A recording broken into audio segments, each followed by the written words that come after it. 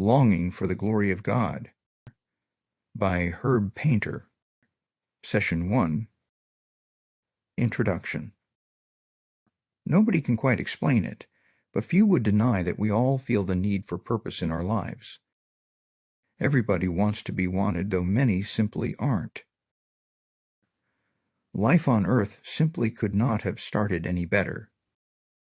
In the very beginning, God populated the only inhabitable planet in the universe with human beings modeled after himself. How could man not feel special when God gave him authority over all of creation? Psalm 8, 4-6.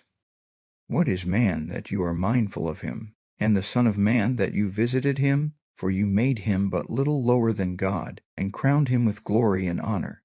You made him to have dominion over the works of your hands. You put all things under his feet. As the Bible records early history, man was created, positioned just below the Godhead, given all glory, and made governor over all of God's creation. The position of leadership over all of creation was his. Fast forward to Eve casually conversing with the serpent in the lush garden in the midst of the land of Eden, perhaps one of many such chats common between man and animals in that extraordinary world. The topic of conversation on that day would include a curious question about the fruit of the forbidden tree.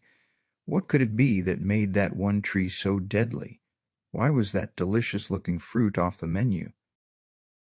Curiosity and imagination are two of Satan's most deceptive and dangerous pry bars. There was no need for Satan to take the offense and sell her on disobeying God. He need only to listen. She expressed her curious attraction to the forbidden fruit.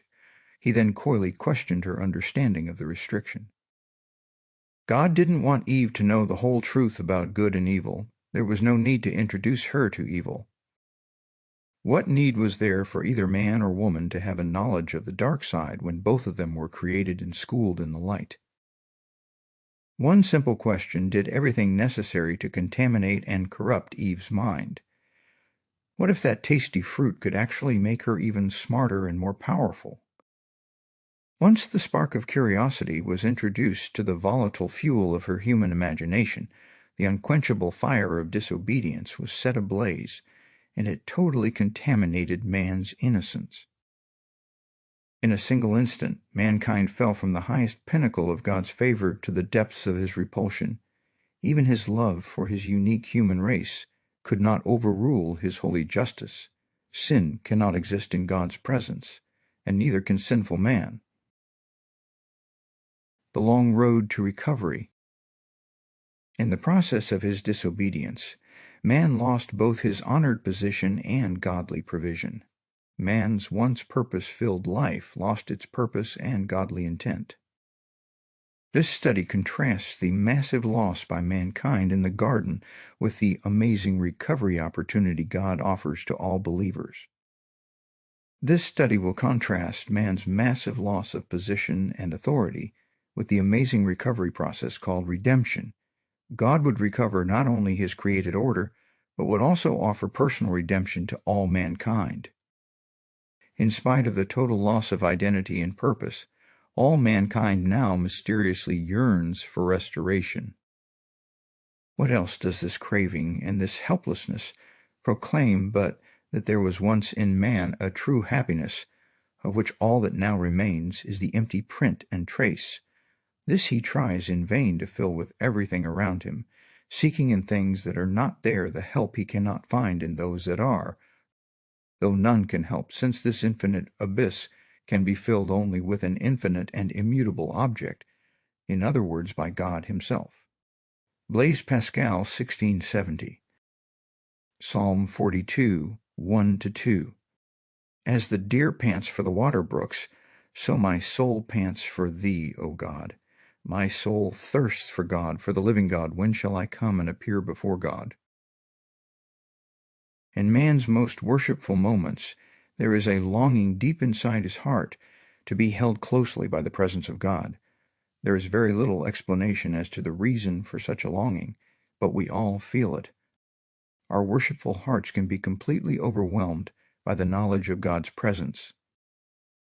It is not unusual to get choked up in worship services as we sense that we are in the presence of something very loving and powerful. Our sinful heart longs desperately for the intimacy that comes only from God. We know that walking in the light is the process of allowing God's Holy Spirit to direct our attitudes and actions. But isn't it strange that a person who chooses to walk in the intimate light of fellowship at one moment can at other times knowingly drift in darkness? What is at the base of this paradox? The spiritual tension that rips at our soul is very real and very hard to understand. What we will learn from this study is that man was originally created clothed in God's glory. God's glory was man's appointed garment. Man was meant to wear God's glory forever. In the beginning, man was created complete. He was made in the image of God and made completely for God's glory. It was a perfect situation. God created within man a need for God himself. It was a perfect plan. Man needed God. God was glorified in fulfilling that need, and man felt complete in the process. The creation of man was God's joy. Man was created in God's image and was clothed in God's glory. This cycle of fulfillment was the God-ordained process of walking in the light, the very same principle that believers enjoy today. We cannot so much as imagine the beauty of God's original creation or the purpose that Adam and Eve lived in. Our human minds cannot conceive of, nor is there a medium created on this earth that can adequately describe the relationship that they experienced as everyday life. Genesis 2:25. The man and his wife were both naked, and they felt no shame. This is the end of Session 1